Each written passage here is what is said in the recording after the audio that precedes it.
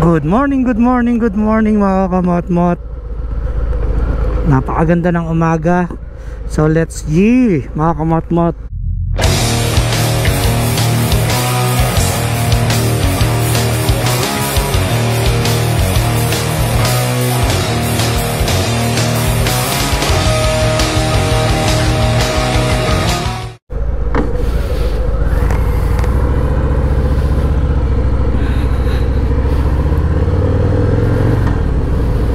Sobrang na-miss ko tong si Big Boy. Parang nagbago ka.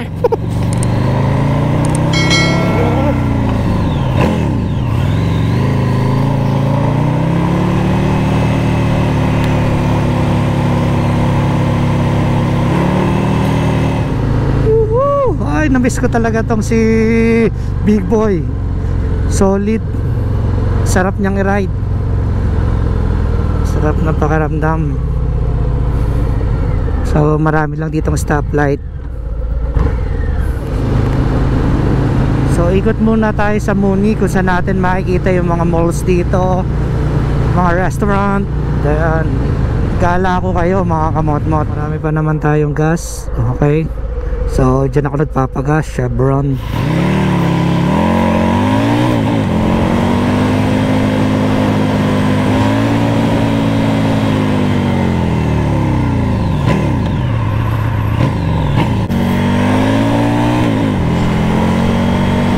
Ako mga kamot-mot nag-gym. Ayan, malapit lang sa bahay. Ayan, in shape. Diyan ako nag-gym mga kamot-mot. Pwede na! Parang nag-gym talaga ako, ano. Parang kutsara tinidor lang naman yung binubuhat ko. Ano malaki yung tiyan. Malapit na tayo mag-gym. Babalik na natin yung ating hot body. Oh my God! Wow. Oh, eto another stoplight. So dito yung exit papunta ng freeway, pero hindi naman tayo mag-freeway. Sa dito mga kamot-mot, walang toll fee dito. Wala bayad ang freeway. Kaya nga siya freeway eh. Free, libre.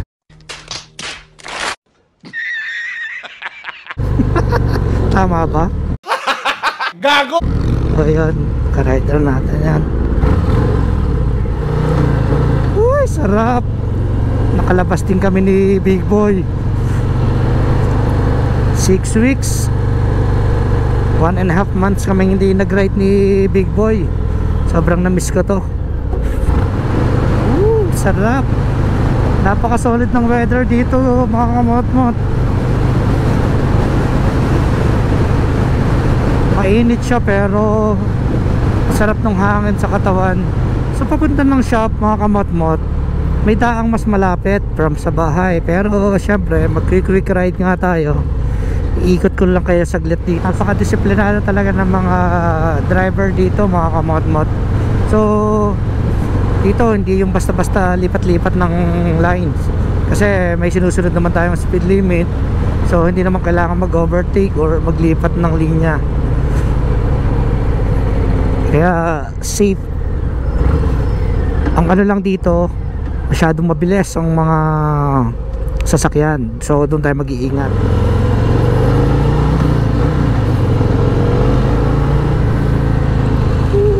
Sarap.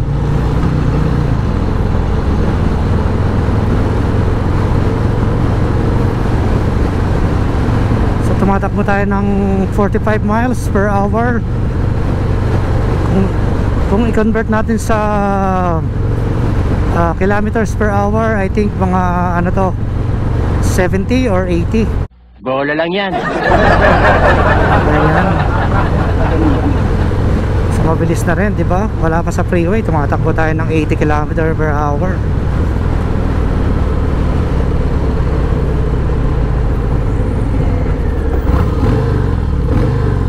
Sarap, nagamit ko rin si Big Boy. Baka magtampo na to si Big Boy.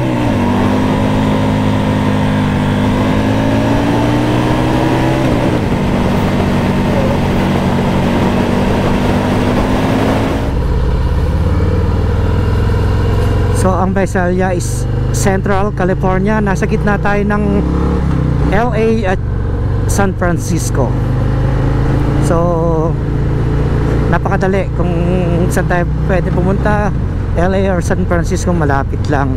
Mga kamot-mot, malapit na tayo sa Mooney Boulevard. Kaya isa sa pinakamasarap na steak dyan sa Texas Roadhouse.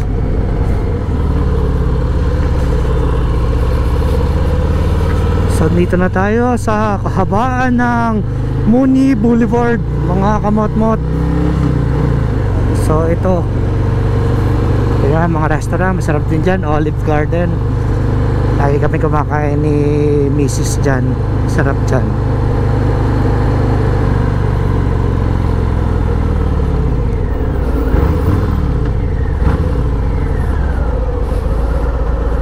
Tingnan nyo naman yung road kung gaano kalaki. Ayan.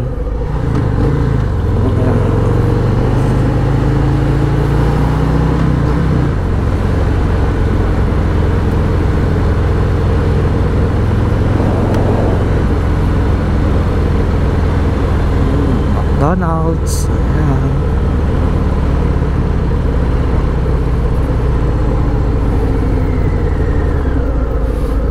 Yun lang talaga, napakadami ng stoplight dito.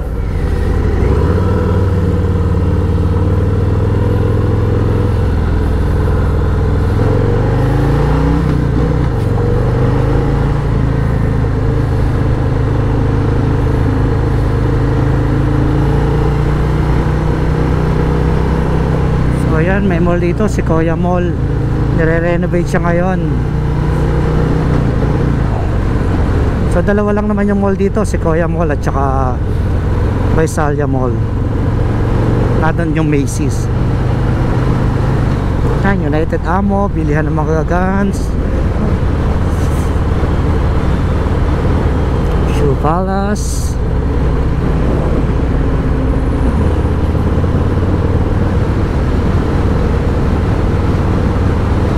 Gusto nyo ng mga antique, ayan, vintage antique.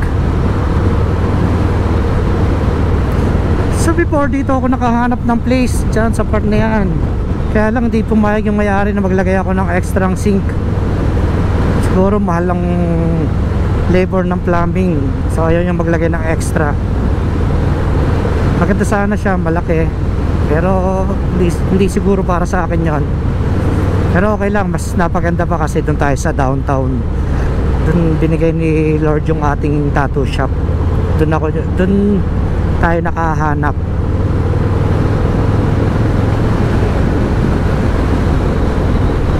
Dito may tattoo shop din dito. Actually maraming tattoo shop dito eh. Pero ika nga, challenge yan. So kailangan lang nating i-market ng maayos yung shop para maging successful tayo. At syempre kailangan alagaan natin yung mga client natin, ayusin natin yung trabaho natin. So thank you sa mga solid na tumatangkilik ng aking art. Salamat sa suporta, mga katinta.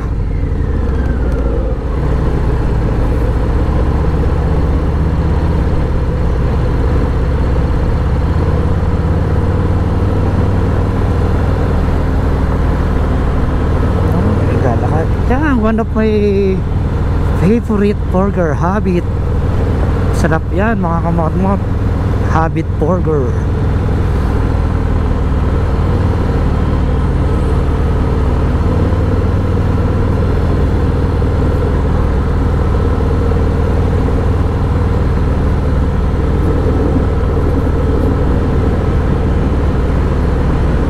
Ito po yung County of Tulare.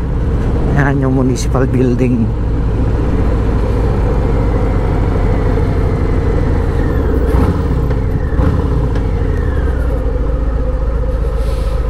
So papasok na tayo ng Main Street, mga kamot-mot.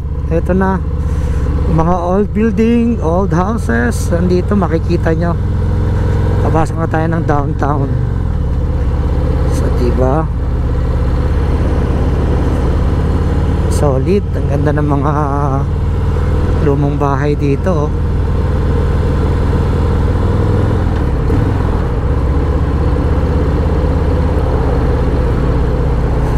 So mga kamot-mot, hindi dito ang daan natin pagpapasok tayo sa ating tattoo shop. May malapit na daan, umikot lang tayo para ma-share ko sa inyo yung lugar namin dito sa Visalia, para mapasyal ko na rin kayo. Solid dito, napakaganda, diba? Napakalinis mga kamot-mot. Ganda pa ng mga trees. Ayan.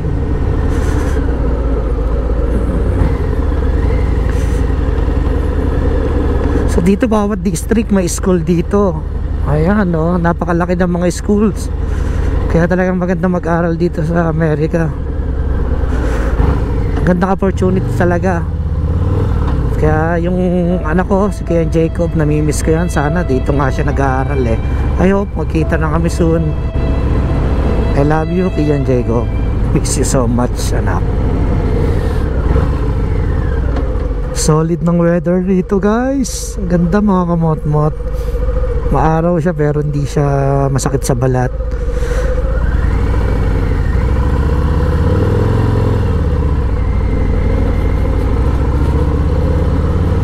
So ayan mga kamot-mot, ang ganda ng painting doon, no? Welcome to downtown Visalia. Diba? Mga historic building to, mga 1900 pa itong mga building sa pagkakaalam ko.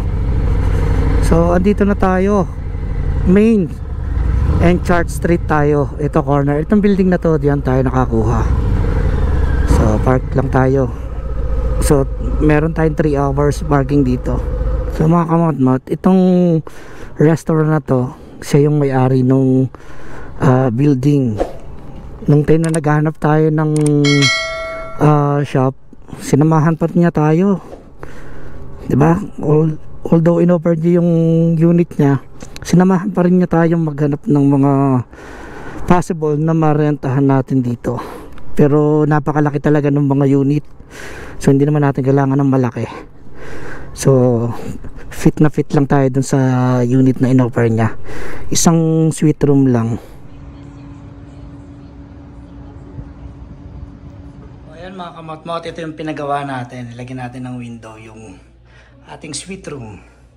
So maliit lang to, 100 square foot lang to, pero okay na, di ba? Kasi alam niyo naman dito sa Amerika medyo expensive yung rental, so kaya naman natin to, sipag lang. So marami pa tayong gagawin dito. Ito yung pinagawa natin, pinalagyan natin ng sariling sink kasi kailangan yan sa health permit. So kailangan may wash area. So yung restroom naman is na doon sa labas para sa floor na to. So ayan mga kamot-mot, ito ang update ng ating tattoo shop. So ayan, lalagyan pa siya natin ng mga cabinets and also dito. So tayo na ang gagawa niyan. Lagay tayo ng cabinets dito, dito. Yan, mayroon dapat yung mga cup holder, tissue holder, sabon. Ayan. So dito natin lalagay yung tattoo chair natin. So ang waiting area naman is doon sa hallway. Maglalagay tayo ng chair doon. Then lagay lang tayo ng small table dito. Then maglagay tayo dito ng TV. Ayan, para naman komportable yung ating client habang tinatatawa siya, nalilibang siya. Hindi niya nararamdaman yung ayan. So ipipaint pa natin yan. Ako na lang magpipaint nito, guys. Wala lang yan. So gawin natin siyang gray. Then dito syempre lagyan natin siya ng touch of red. Syempre yung original color ng True Tattoo. Diba? Tattoo shop natin sa Philippines is red and gray. So ayan mga kamot-mot, stay tuned lang kayo, makikita nyo yan. So mamaya na ulit mga kamot-mot. Bye bye. Kamot-mot, balik na tayo ng bahay. So Ito mga kamotmot, yung place ng tattoo shop natin. So ngayon daan naman tayo ng freeway. Doon ko kayo idadaan mga kamotmot. So let's G.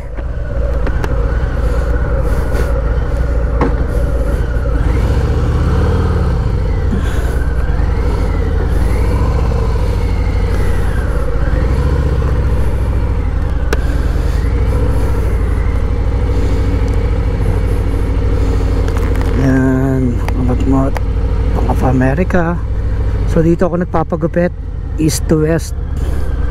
Ayan, laging busy dyan. So dito by appointment. So yung tattoo shop natin ganun din, by appointment.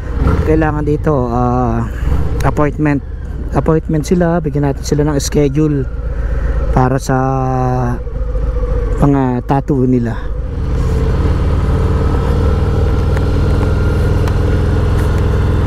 Japanese restaurant, pero masarap dun dito na nga tayo dumaan.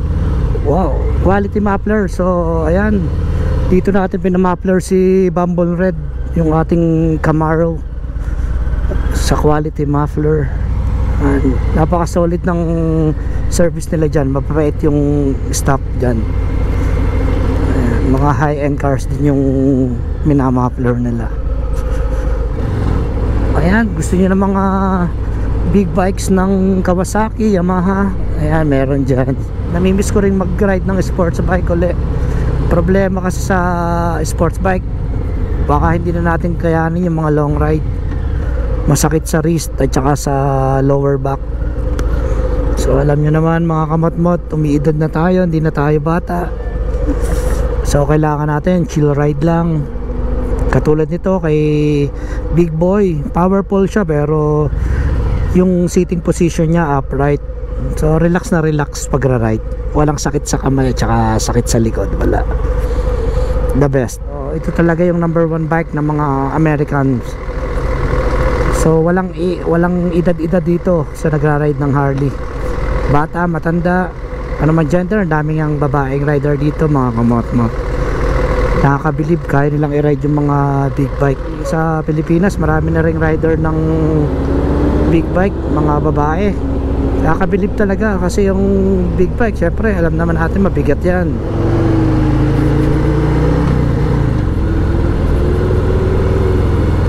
So ito yung hospital, Kaweya Health.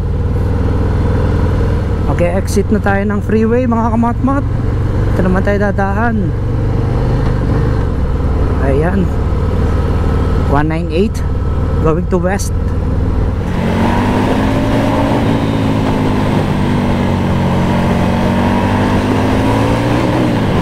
Ibang-iba talaga dito.